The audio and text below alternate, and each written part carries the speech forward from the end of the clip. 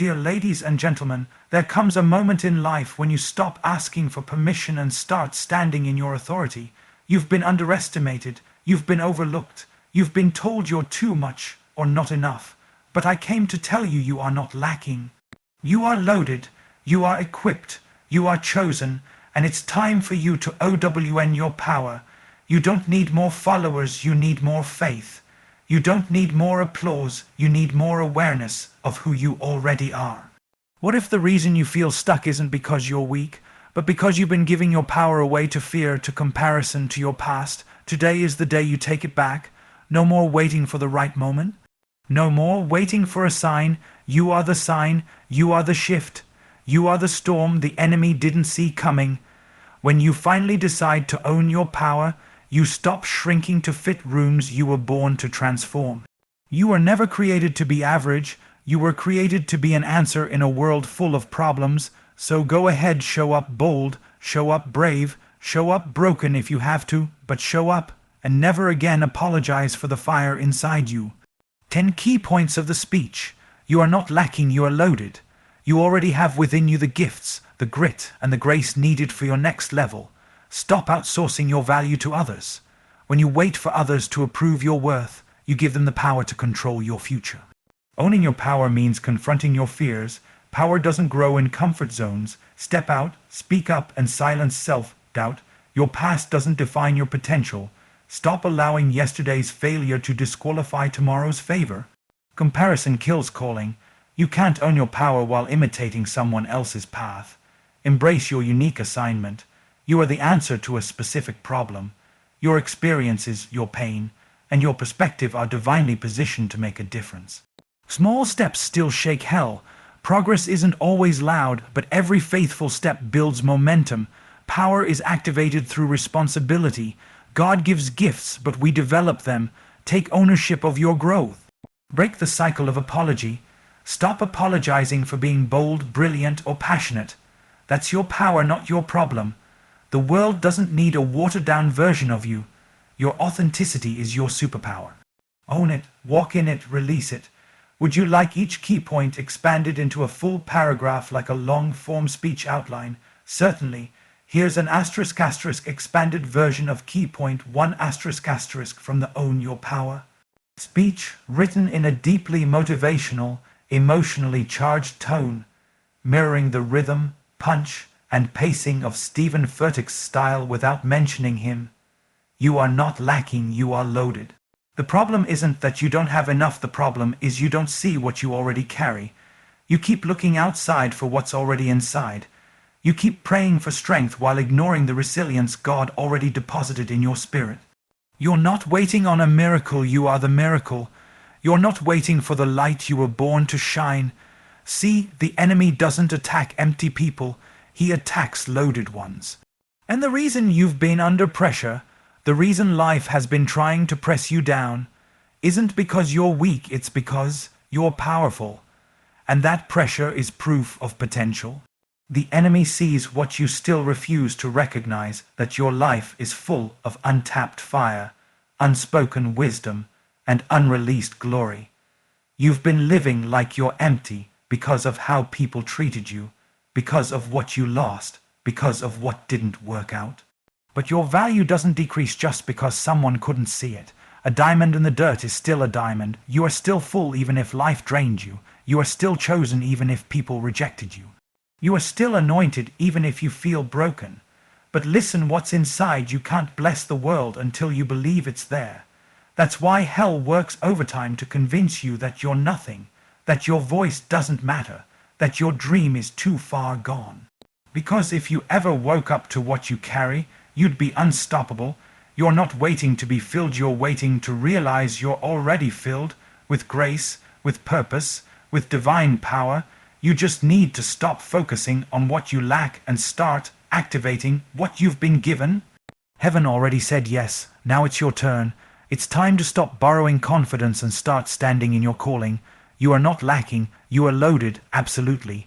Here's an ** expanded version of key point 2 * from the Own Your Power speech, intense, emotional, and deeply motivational, written in the same voice and rhythm as before. Too many of us are living like we're on trial, constantly waiting for a jury of people to validate us before we move, speak, dream, or believe. You're living for likes when you've already been loved. You're striving for applause when heaven already approved you. And every time you hesitate to be who you really are because you're afraid of how they'll react, that's you handing your power over. Quietly, silently, one piece at a time, but here's the truth that breaks chains. Asterisk, asterisk, you don't need permission to be powerful. Asterisk, asterisk, if you spend your life trying to earn someone's approval, you will always be owned by their opinion.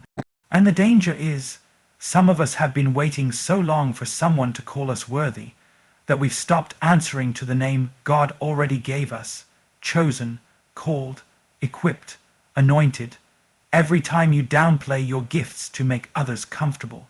Every time you dim your light because they're not ready for your shine. Every time you say yes to something that breaks you just to avoid disappointing someone, you lose a little bit more of who you are. And you don't have to live like that anymore. You were not designed to blend in. You weren't created to be silent. You don't need a committee to approve your calling. Asterisk, asterisk, you need courage to claim it.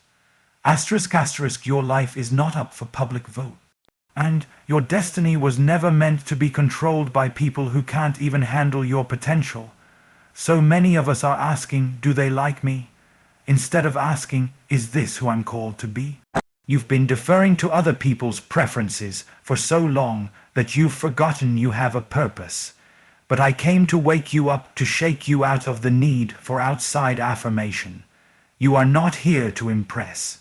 You are here to impact, and you cannot impact the world by hiding behind their opinions.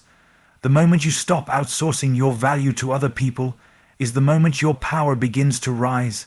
You are not what they think. You are not what they expect. You are who God says you are, even if they never see it, even if they never say it, even if they never support it. Asterisk, asterisk, you don't need their permission to be powerful. Asterisk, asterisk, you just need your own agreement with heaven.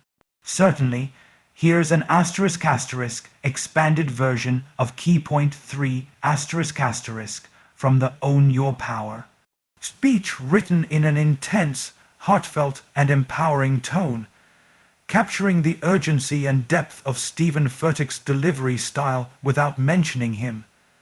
Some of us have been praying for strength while running from the very thing that would build it. You want to own your power, then you have to stop making fear the landlord of your future. You can't build confidence in a comfort zone. You can't grow boldness in a bubble. If you're waiting to feel fearless before you move, you'll be stuck forever, because courage doesn't mean you don't feel afraid. It means you move anyway. Fear doesn't just show up as panic or anxiety. Sometimes fear looks like procrastination. Sometimes fear looks like perfectionism. Sometimes fear sounds like, I'm just waiting for the right time, or I don't think I'm ready yet. But what you're really saying is, I don't trust that I'm enough.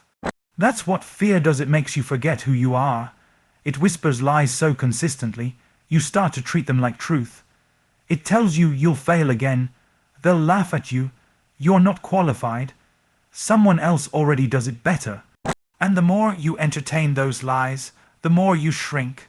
The more you shrink, the more you settle. And the more you settle, the more disconnected you feel from the fire you once carried. But here's the truth. Your fear isn't a sign that you're weak. It's a sign that something inside you is worth fighting for. If fear is trying to stop you, it means there's something powerful on the other side. Nobody robs an empty house. Nobody fights what isn't threatening. And if fear has been showing up loud in your life, it's because there's greatness in you that hell is terrified of. The only way to silence fear is through obedience. You won't think your way out of it. You'll have to act your way through it. Speak when your voice shakes. Lead while you still feel unsure. Take the step even if your knees are trembling, because confidence is a byproduct of obedience. And when you step into your power despite fear, something shifts. You stop being controlled by what could go wrong, and you start being fueled by what could go right. You don't have to wait until the fear goes away to move forward. You just have to decide it won't control you anymore, of course. Here is the ** expanded version of key point 4 ** from the Own Your Power. Speech delivered in a raw, passionate tone meant to stir hearts and minds, fully aligned with the deep, rhythmic conviction. Heavy style you're after. Some of you are carrying shame like it's part of your identity. You've built your self-image around your mistakes, around your failures, around what didn't work, around the people who walked away, the chances you missed, the addictions you fought, the prayers that didn't get answered the way you wanted. You walk into every new season dragging the dead weight of an old one, wondering why you don't feel free when the truth is, your hands are still full of what God already told you to release. But your past was never meant to be a prison. It was meant to be a platform, not a life sentence but a life lesson. The enemy wants you to believe that your history disqualifies you from your destiny, that your story makes you broken, unusable, beyond hope. But the devil is a liar, because everything the enemy used to try and bury you is the very thing God will use to raise you. If you let him, you see, what you went through didn't ruin you, it revealed you. It peeled back the layers, it showed you who you really are, not the image you perform, not the mask you wear, but the real you, the resilient you, the you that got up when it would have been easier to quit. The you that cried in silence but kept showing up. That person, that's who God is building, not the filtered version, not the perfect version, the surrendered version. Stop disqualifying yourself from the next chapter because you didn't like how the last one ended. You think it's over because you fell, but falling didn't finish you. You think it's over because you failed, but failure is never final unless you let it be. The grave couldn't hold Jesus, and your past can't hold you. You're not your worst day. You're not your biggest regret. You're not the betrayal. You're not the divorce. You're not the relapse. You are who God says you are, and who he says you are has never changed, even when everything around you did. There's still more in front of you than what's behind you, and when you finally stop letting the pain of your past define the possibilities of your future, that's when real freedom begins. That's when your power starts rising again. That's when the shame starts breaking. That's when heaven starts moving. What happened in your past may explain some things, but it doesn't get to define you.